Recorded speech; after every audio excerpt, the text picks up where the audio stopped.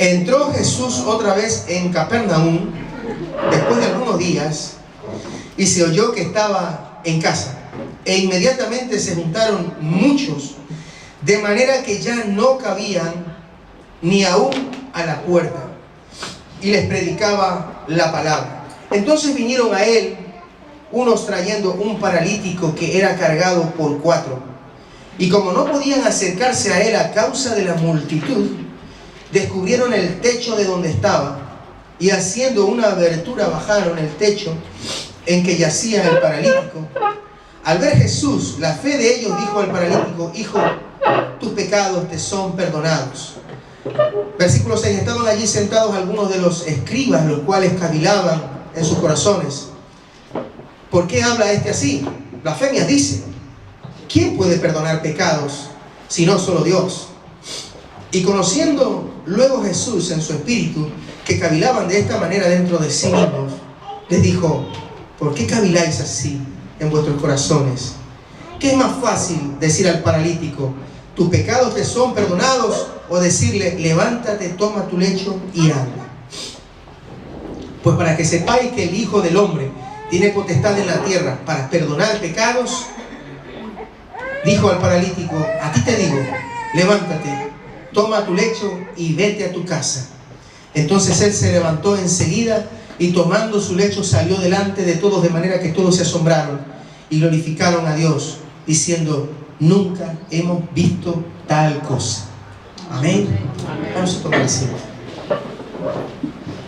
Bueno, Marcos capítulo 2, versículos desde el 1 hasta el 12. Bueno, según la costumbre judía, dice que desde que el sol salía hasta que el sol se ponía, para ellos era una costumbre el abrir la puerta de la casa, la puerta de entrada, la puerta principal. La puerta no se cerraba durante el día, cualquiera podía entrar. Y si ellos cerraban la puerta era porque no querían tener visitas en algún determinado momento, ¿no? Esa era una costumbre para ellos. Dice el versículo 1, dice: entró Jesús otra vez en Capernaum. Y cuando dice otra vez, eso quiere decir que ya había venido a Capernaum anteriormente. Nosotros habíamos leído el versículo 29, al salir de la sinagoga, 1:29, dice: al salir de la sinagoga vinieron a casa de Simón y Andrés con Jacobo y Juan, y a la suegra de Simón. Bueno, deducimos, porque no se habla muy bien, no se sabe muy bien de la casa, de quién era la casa, a quién pertenecía esta casa. Deducimos que pertenecía a Pedro, al apóstol, ¿no? Al discípulo del Señor. Jesús se dedicaba a tiempo completo a predicar en todos los lugares que visitaba. Él predicaba casa por casa, él predicaba en el campo, él predicaba en las sinagogas. Él predicaba porque era lo que sabía hacer, y era lo que el Padre le había enviado. Cuando asumimos una responsabilidad, es importante que nosotros cumplamos esa responsabilidad a cabalidad.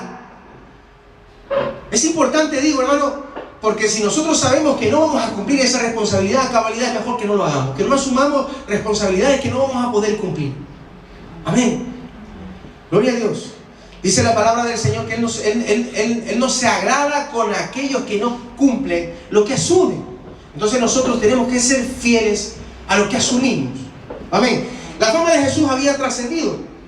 Para este momento, para este tiempo, el nombre Jesucristo era conocido por toda aquella tierra, ¿no? Donde quiera que estuviera causaba revuelo. Toda la gente conocía a Jesús, y aquellos que no le conocían por lo menos habían escuchado su nombre. O sea, era tan popular como el hombre este del partido político que ha salido ahora de Podemos, ¿no? Así que bueno, la gente le buscaba porque Jesucristo hacía señales que nadie podía hacer en ese momento, en ese tiempo. Jesucristo sanaba a los enfermos, liberaba a los endemoniados, tenía palabras sabias, enseñanzas sabias. Toda la enseñanza que nos deja a través de los 4 evangelios de Jesucristo hoy mismo nos puede servir para vivir en medio de esta sociedad, aunque esta sociedad no es acorde a lo que nosotros quisiéramos, pero nos puede servir el consejo de Jesús, la forma como debemos de vivir con las personas a nuestro alrededor, cómo podemos vivir con las esposas, algunas difíciles, o algunos esposos difíciles también, pero la enseñanza de Jesús es fiel y Él nos enseña cómo tenemos que hacer, en amor y con paciencia. Amén. Así que en ese momento especial, la verdad es que Jesús nos tiene acostumbrados a vivir momentos especiales a lo largo de la palabra. Jesucristo me sorprende cuando dice, se levantó temprano para orar, aun cuando era muy oscuro. No dice oscuro la palabra de Dios, sino que dice, aun cuando era muy oscuro.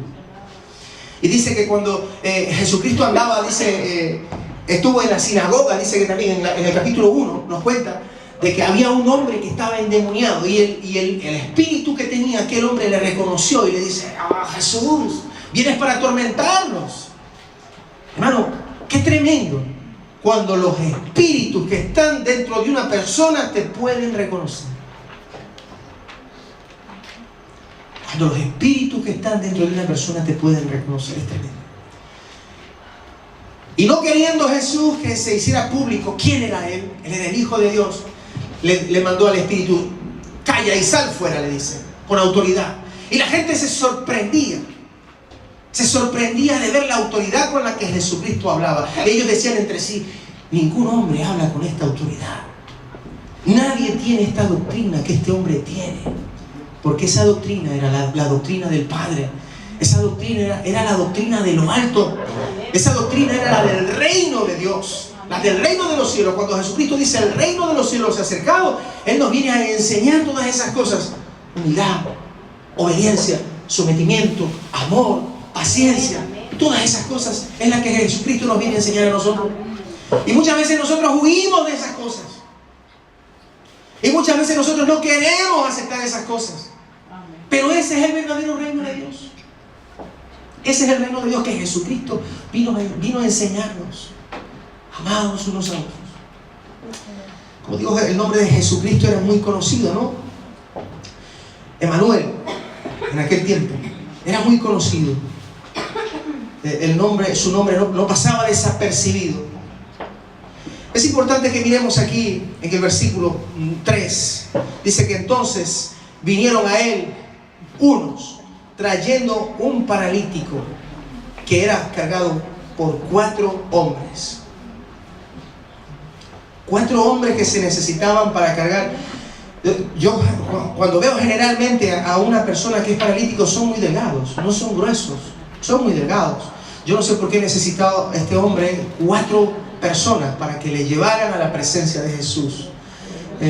Quiero que vayamos a Juan capítulo 9, versículos 1 y 2. Esto se relaciona con esto porque en aquel tiempo las creencias que tenía el pueblo de Israel era de que si tú estabas enfermo era porque habías pecado. Si tú estabas enfermo era porque habías hecho algo mal. Estabas viviendo en pecado. ¿Qué dice Juan capítulo 9 versículos 1 y 2? Dice, cuando Jesús encuentra a un hombre ciego de nacimiento y le pregunta a Jesús, Rabí, ¿quién pecó? ¿Este o sus padres para que haya nacido ciego?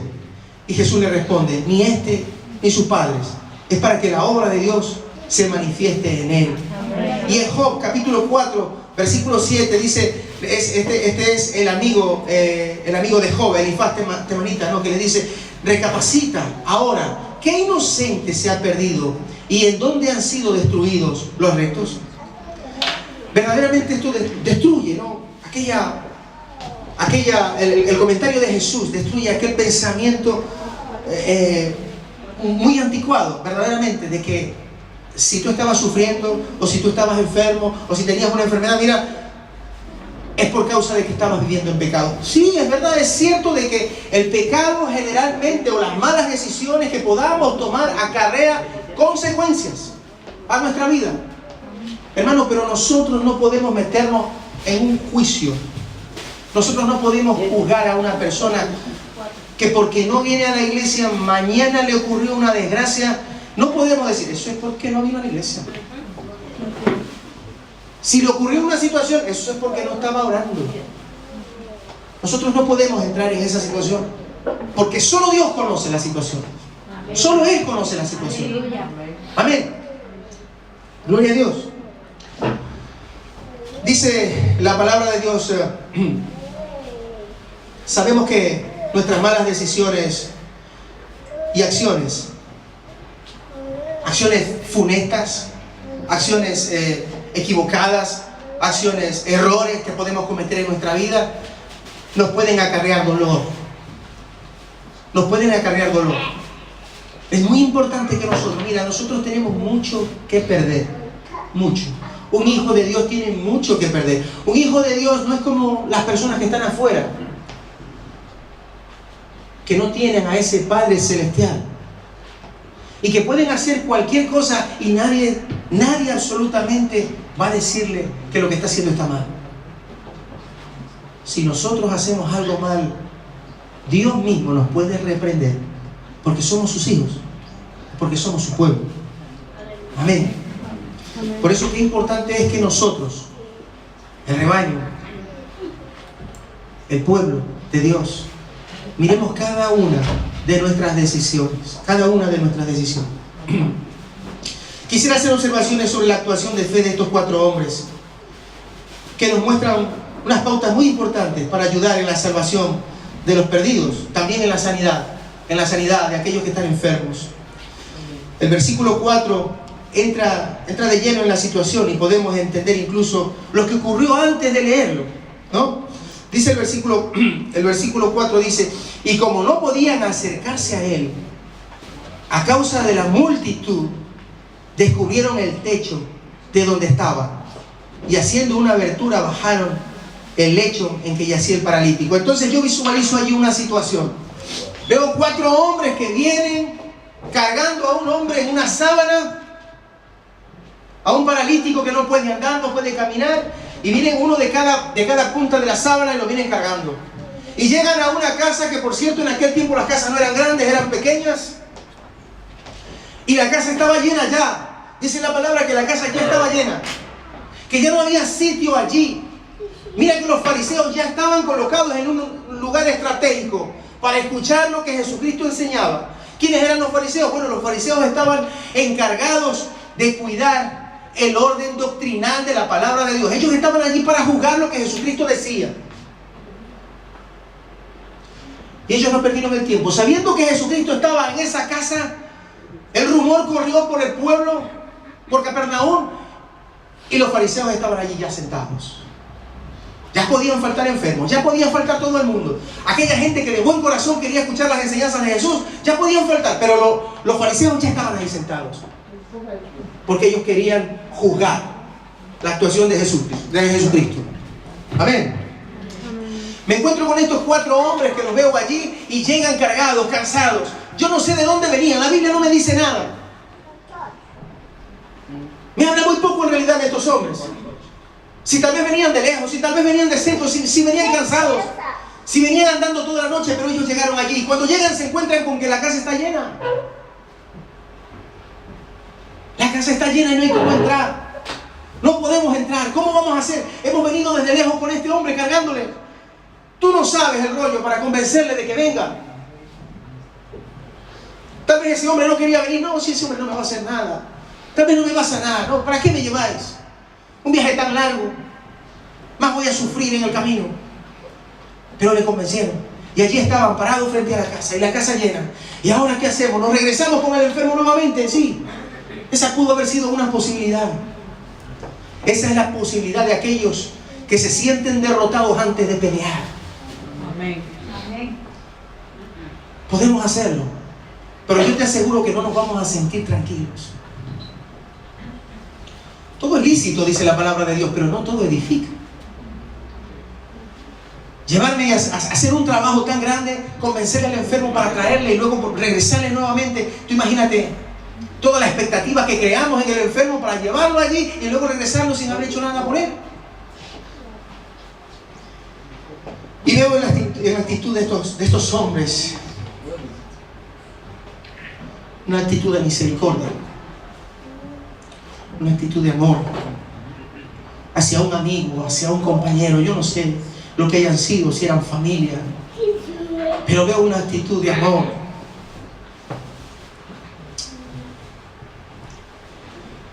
Ellos no se dieron por vencidos. Cuando vieron la casa llena y la gente que estaba parada fuera de la casa, en la puerta, yo no sé cómo se las arreglaron, pero yo me imagino que tienen que haber algunas manos caritativas que ofrecieron una escalera, porque no creo que ellos hayan llevado una escalera, no creo que ellos hayan tenido en sus pensamientos el subirse por el techo, porque esa fue una decisión en ese momento. Alguien facilitó una escalera, alguien facilitó unas cuerdas para que ellos pudieran subirse al techo. Y ya luego en el techo empezar a sacar el techo. Mientras Jesucristo estaba enseñando allá dentro de la casa, todo el mundo en silencio empiezan a trabajar en el techo, allá arriba, empiezan a levantar el techo. Y cuando empiezan a ver que las cosas empiezan a caer desde arriba del techo, no sé cómo se construía, en aquel tiempo, según he leído, se construía con lodo, con ramas de árboles que se ponían allí junto con el lodo, se secaban con palmeras, y se secaba todo y se hacía todo un solo cuerpo, muy duro, muy fuerte. Habían vigas atravesadas. Yo me imagino que empezaron a sacar allí por trozos, por pedazos, el lodo. Vaya sorpresa para los que estaban dentro de la casa en ese momento cuando empezó a entrar la luz y cuando vieron manos por ahí que aparecían. ¿Hasta dónde podemos llegar?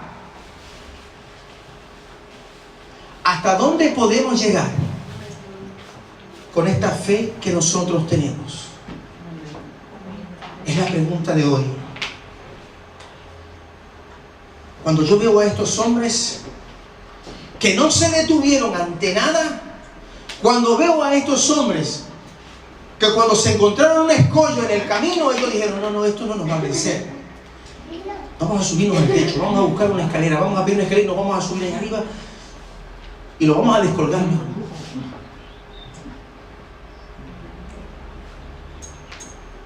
Estoy convencido de que no solamente los 4 hombres tenían fe, sino que también el enfermo tenía fe. Dice la palabra de Dios que sin fe es imposible agradar a Dios. Pero en este momento en particular Jesucristo, en el versículo 5, dice, al ver Jesús la fe de ellos, Jesucristo se fija en la fe que tenían los 4 hombres y Jesucristo se maravilla de ver la fe que tenían estos hombres. De aquí la importancia de la fe en los que oran por los perdidos. Hace un momento escuchábamos a la hermana que daba un testimonio y decía, nosotros nos pusimos a orar nosotros. Si es verdad, son principios bíblicos, eso es lo que se enseña aquí, desde siempre se ha enseñado aquí. Alguna vez viene alguien a compartir la palabra y ministra y oramos por los enfermos, pero en realidad nosotros tenemos el poder para orar. La iglesia es la que tiene el poder. Ese poder no está dado solamente a unos profetas o a unos pastores. No, ese poder lo tiene la iglesia. Ese poder lo tenemos nosotros. El poder de orar, la autoridad nos la ha dado el Espíritu Santo. Aquí lo que sucede es que ¿hasta dónde llega tu fe? ¿Hasta dónde llega tu fe? Porque tú puedes orar. Dice el testimonio de la hermana que oraron y el dolor ha pasado. Nosotros también podemos orar. Tú puedes orar, yo puedo orar, todos podemos orar. Jesucristo vivía una vida en santidad. Era lo que no vivía el pueblo de Israel en aquel tiempo. Ellos vivían por la ley. Pero a partir de Jesucristo vivimos en la gracia. En esa gracia maravillosa, a través de su sacrificio, a través de su sangre, de su muerte, nosotros vivimos. Gloria a Dios. ¿Cuántos dicen gloria a Dios? Gloria a Dios. Y aquí la importancia, como decía, de la fe de aquellos que evangelizan. Jesucristo se refería a la fe de los 4. de los 4 que habían llevado al hombre hacia Jesucristo, ¿cuántos de nosotros hemos llevado alguna vez a alguna persona hacia Jesucristo? ¿Cuántos hemos hablado? ¿Cuántos hemos dado testimonio? Hemos dado testimonio y tal vez ha sido infructuoso, bueno, porque tal vez no era el tiempo de Dios, o porque tal vez nos faltó la fe. Qué importante que es que nosotros creamos que lo que estamos haciendo es la voluntad de Dios. Amén. Porque si nosotros tenemos dudas de que lo que estamos haciendo es la voluntad de Dios, no va a haber bendición en lo que hacemos. No va a haber bendición en lo que hacemos. Creer. Tenemos que creer. ¿Hasta dónde puede llegar tu fe? Tu fe podría llegar a tomar al enfermo y subirlo por arriba del techo, quitar el techo y bajar al enfermo. Qué importante es que meditemos sobre nuestra fe. ¿Cómo estamos? Gloria a Dios. Aleluya. La Biblia no nos habla de estos hombres, si estos hombres eran diáconos, o si eran mujeres, o si se congregaban en alguna iglesia pentecostal. La Biblia no nos dice mucho de ellos, ¿no? Solo la Biblia nos habla de 4 hombres. Eso en realidad no importa. Lo verdaderamente importante es hasta dónde llegar. Hasta dónde llegar. Y la pregunta que quisiera que flotara en el ambiente hoy es ¿hasta dónde estarías tú dispuesto a llegar? Vamos a encontrar obstáculos como esos hombres, pero nos vamos a dejar vencer. Vamos a darnos la vuelta y vamos a decir, no, es que no se pudo. No, es que yo no puedo. No, es que me falta fe. No, es que no estoy preparado. Vamos a hacer eso. Vemos en estos hombres que hubo una actitud positiva. El no dejarse vencer. Aleluya. Y quiero resaltar algunas cosas aquí sobre estos hombres. La primera es que ellos no se quedaron quietos. Ellos no se quedaron quietos. ¿Por qué muchas veces decimos que tenemos necesidad de un empleo y oramos y muchas veces nos quedamos esperando el trabajo en casa? ¿O por qué decimos que estoy estudiando, tengo un examen y yo confío en Dios, que Dios me va a decir, pero estudia? O porque estamos enfermos y decimos, sí, bueno, yo voy a orar al Señor para que el Señor me sane y ¿sabes qué es lo que pasa? Que tengo triglicéridos y tengo colesterol, pero sigo comiendo grasas. Sí, Dios es Dios, pero nosotros tenemos que ser sabios. O tal vez tú dices, yo no quiero tener piedra de tropiezo, no quiero encontrarme con esta gente porque esta gente forma parte de mi pasado. Ya no quiero saber nada de esta gente porque forma parte de mi pasado. Y voy a orar a Dios para que no me los encuentre. Y gloria a Dios, el sentir es bueno. Pero, y cuando los encuentro, vuelvo nuevamente a estrechar lazos y entablar amistad. Y lo que no edifica nuestra vida tenemos que quitarlo. Tenemos que ser celosos. Amén. Con eso. Amén. Amén. Ellos no se quedaron quietos. Filipenses capítulo 4, versículo 6 dice: por nada estéis afanosos, si no sean conocidas vuestras peticiones delante de Dios en toda oración y ruego con acción de gracias. Es lícito orar. Está bien el orar, pero Dios hace su parte. Nosotros tenemos que hacer la nuestra. Nosotros tenemos que orar y decirle al Señor lo que necesitamos. Dios nos lo va a dar en su tiempo y en su momento. Pero nosotros tenemos que buscarlo. Tenemos que buscarlo. Porque la bendición no va a venir a casa a golpearnos la puerta. La bendición no va a venir a casa a golpearnos la puerta. Vamos a encontrarnos con escollos. La segunda cosa es que ellos no se avergonzaron por lo que hicieron. Oh, pero ¿qué va a decir la gente? Venimos cargándolo a este con una sábana, ahora lo vamos a subir al techo, que me vean.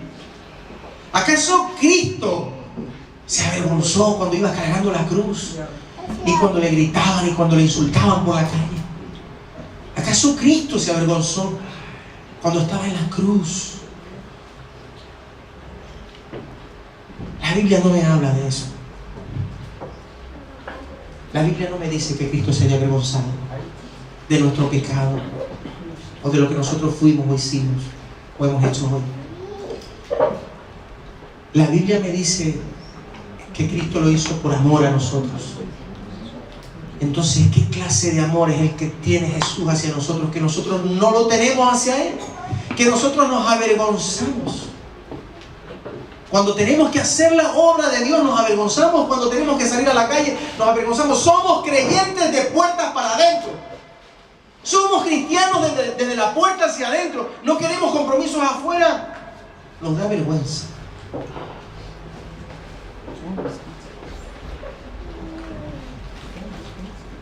Tenemos que salir a buscar a los enfermos para traerlos a Jesús aquí adentro.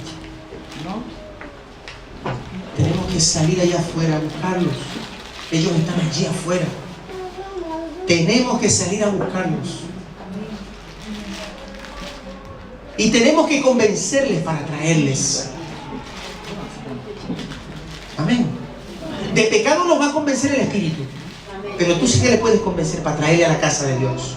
Amén. Para que ellos tengan un encuentro con Jesucristo, así como este hombre lo tuvo aquel día. Me da vergüenza que no vea la familia. Uy, mi jefe pasa por allí. Hoy la vecina de arriba, que se me lleva muy mal, me va a dar vergüenza, no quiero que me vea. Bueno, todas esas cosas. Yo solamente quiero que tú te imagines si Jesucristo en ese momento en el que iba caminando con la cruz hubiera dicho: Señor, quiero que me levante de aquí ahora porque me da vergüenza todo esto que me está pasando ahora. Envía a tus ángeles y que me rescaten y que esto se busque luego la vida. ¿Tú te imaginas lo que habría pasado? Hoy no estaríamos aquí. Y no tendríamos ninguno de nosotros oportunidad de ser justificados delante de Dios. No tendríamos una promesa de vida eterna, no tendríamos nada de eso. Pero Él no se avergonzó.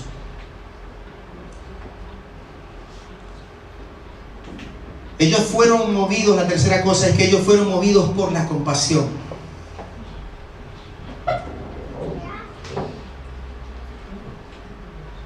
Yo no sé qué tan compasivo seas. Yo no sé si eres compasivo.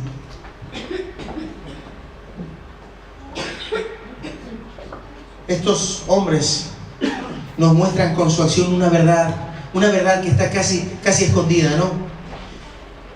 Casi escondida, porque mira, hermano, muchas veces ese sentir, la compasión, no se ve.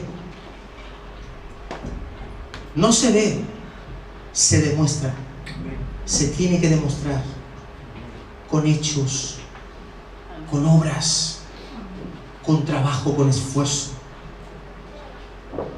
Ah, sí, ay, cómo me dolía el corazón cuando veía que sufría. Sí, pero hiciste algo. Hicimos algo. Movimos un dedo. Movimos un dedo. Entonces, esos son los cuestionamientos a los que nosotros tenemos que llegar en lo íntimo con el Señor. Compasión. Tal vez estos hombres no eran nada del enfermo. Simplemente, mira, la Biblia me habla, me dice del paralítico de Betesda que tenía 38 años ahí tirado. El otro, el ciego, que nació ciego. La mujer del flujo de sangre, un montón de años también. ¿Quién sabe si estos hombres lo veían cada día, ese hombre paralítico tirado en algún sitio, y fueron movidos a compasión y lo llevaron allí? Y muchas veces nosotros podemos ver la necesidad que hay allá afuera, tal vez no económica, pero nosotros podemos ver muchas veces que hay gente que necesita que le hablemos. Y cerramos nuestra boca cal y canto y no decimos nada, ni mu, ni esta boca es mía, no decimos nada. Porque nos da vergüenza. El trabajo de estos hombres es el trabajo de la iglesia. El trabajo de estos hombres es el que tiene que desempeñar la iglesia en este tiempo. Reflexionemos sobre cómo lo estamos haciendo. ¿Eres tú uno de estos 4 hombres? ¿O tú, mujer, eres tú una de estas que andaba cargando a ese paralítico? Si la iglesia quiere presenciar, si la iglesia quiere ver esta clase de milagros, tenemos que ponernos con la sábana y agarrar de una esquina y buscar a todos aquellos que están paralíticos en el espíritu, aquellos que están ciegos en el espíritu, que han perdido la visión en el espíritu, aquellos que no ven, que solamente ven hasta donde les llega la visión aquí, la punta de la nariz, y no ven más allá. No ven más allá porque está, la sociedad, el mundo los ha cegado, ha puesto un velo, ha cubierto sus ojos. No tienen entendimiento, están entenebrecidos. Y muchos aquí mismo, dentro de las iglesias, tenemos el entendimiento entenebrecido, vemos lo que queremos ver. Y no vemos lo que Dios quiere que veamos. Qué importante es que aprendamos a caminar en fe. En fe. Trázate metas. Provoca a Dios para que el Espíritu Santo se mueva en tu vida. Porque si no vamos a ser cristianos pasivos. Y no es que vayamos a tener compasión de alguien, sino que vamos a tener que empezar a tener compasión de nosotros mismos.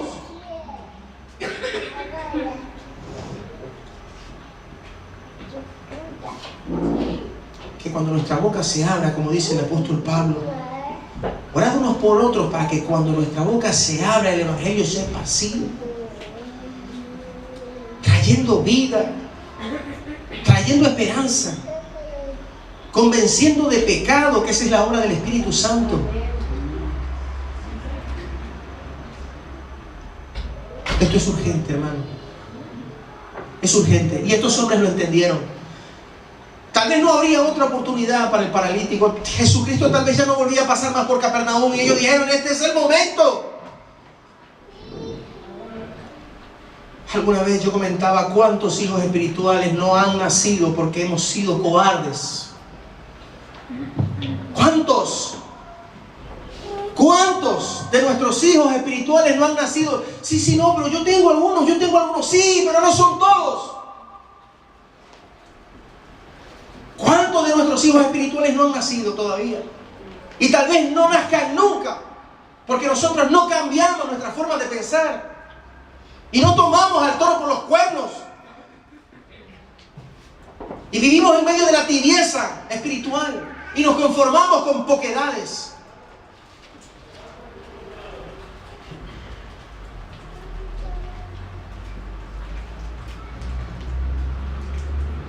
Ellos también vencieron los obstáculos. La cuarta cosa y última: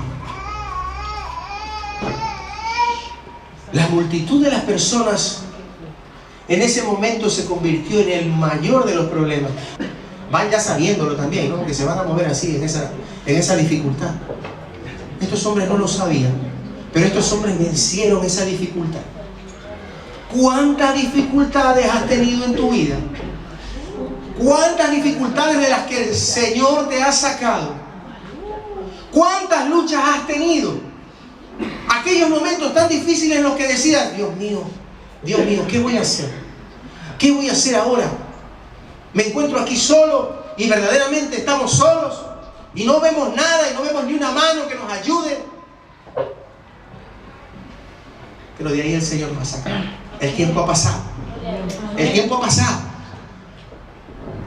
Y podemos ver que el Señor nos ha dado la victoria. Pero ¿sabes una cosa? Tenemos un corazón.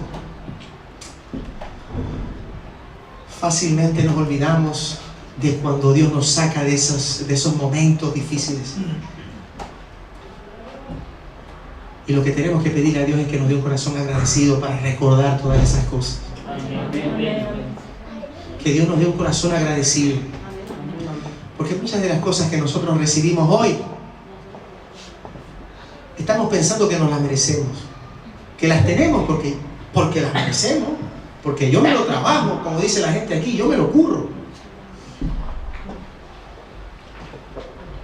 Pero ahí está, en todo eso está la mano de Dios. Yo me acuerdo que hace 3 años atrás yo decía, cuando no podía pagar el piso, yo decía, Señor, yo necesito un milagro ahora. ahora. Yo decía, necesito un milagro hoy, Señor. No mañana ni pasado lo necesito. Y yo oraba con esa fe. Yo decía hace un rato que es importante el tiempo de Dios y la fe. La fe yo la tenía, pero el tiempo de Dios no era.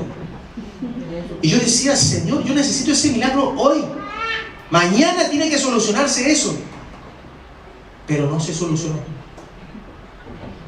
No se solucionó. Han pasado 3 años y yo sigo viviendo en el mismo piso. Dios ha buscado maneras, Dios ha buscado formas, porque Él lo sabe todo. Él lo conoce todo. Y Él lo que quiere es probar nuestra fe. Y yo en ningún momento desistí. Yo dije, Señor, tú me has traído para esto y esto es lo que voy a hacer. Y el que yo pierda una casa, el que yo pierda 2 casas, el que yo pierda un negocio, el que yo pierda dinero, eso a mí no me va a mover para nada de mi sentir. Qué importante, hermano, que no seamos conmovidos por las situaciones. Y que cuando las dificultades, que cuando los obstáculos se presentan, sepamos que Dios está ahí para ayudarnos a vencerlos. Amén. ¿Cuál es el obstáculo que no te permite avanzar? ¿Cuál es el obstáculo que no te permite crecer? ¿Cuál es el obstáculo que no te deja orar? ¿Cuál es el obstáculo que no te permite dejar la mentira, el engaño, la doble vida, la careta que muchas veces nos ponemos aquí en la iglesia y nos la sacamos cuando salimos? ¿Qué es lo que no nos permite avanzar? Nuestra falta de transparencia, nuestra sinceridad, la falta de sinceridad. ¿Qué es lo que no nos permite avanzar? El vivir en medio de la mentira, del engaño.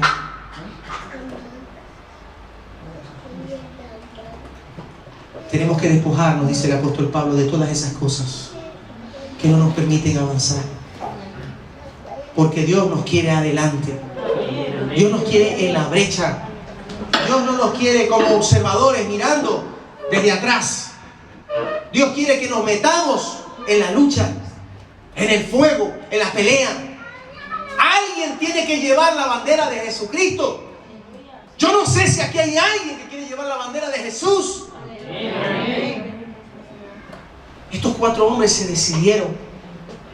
Ellos vencieron el miedo, el temor, los obstáculos, la vergüenza. Ellos lo vencieron todo. La indisposición, el cansancio, ellos lo vencieron todo.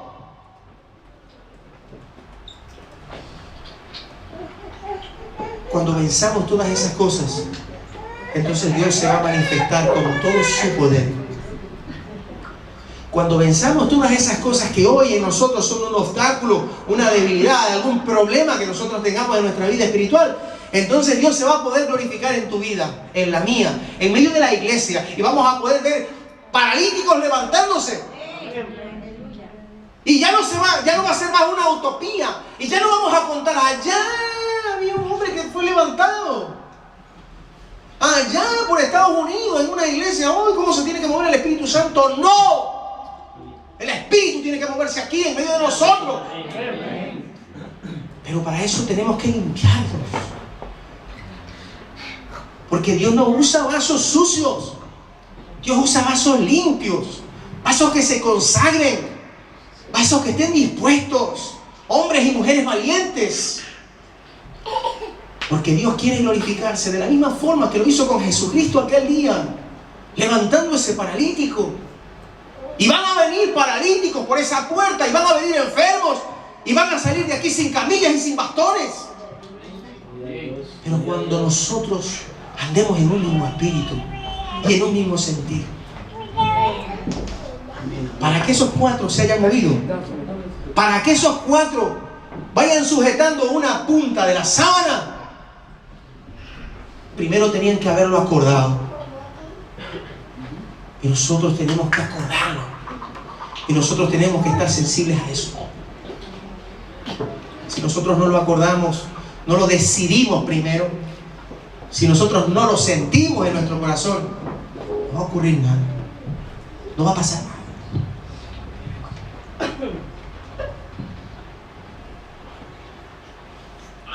segunda parte de esta enseñanza nos habla de que ahí estaban los fariseos. La segunda parte es muy rápida, no voy a tocar mucho, simplemente voy a hacer una breve reseña. Y se estaban allí sentados algunos de los escribas, los cuales cavilaban en sus corazones, porque ¿por qué habla este así? Blasfemias dice, ¿quién puede perdonar pecados si no solo Dios? ¿Sí? Nosotros lo sabemos. En aquel tiempo también se sabía.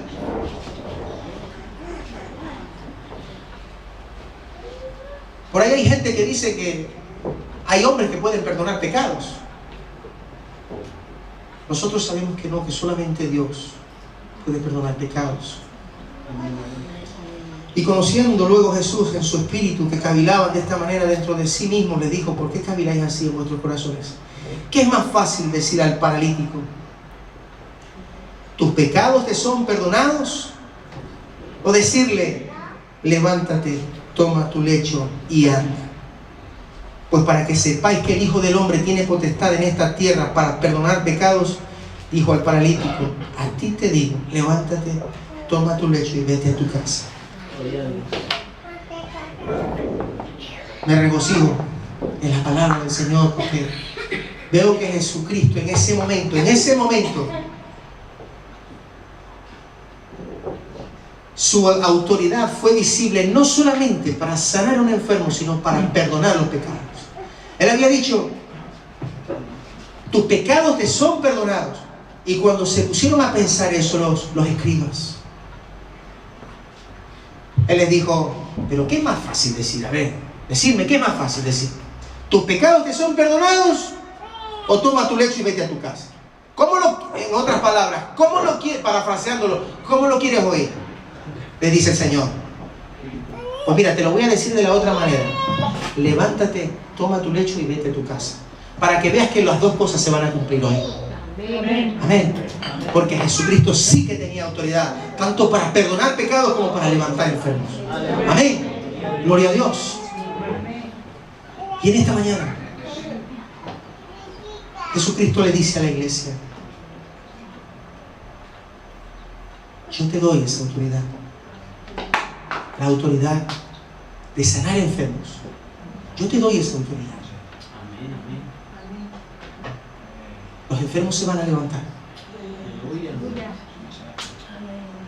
¿Por qué? Porque a través de los milagros su nombre va a ser glorificado.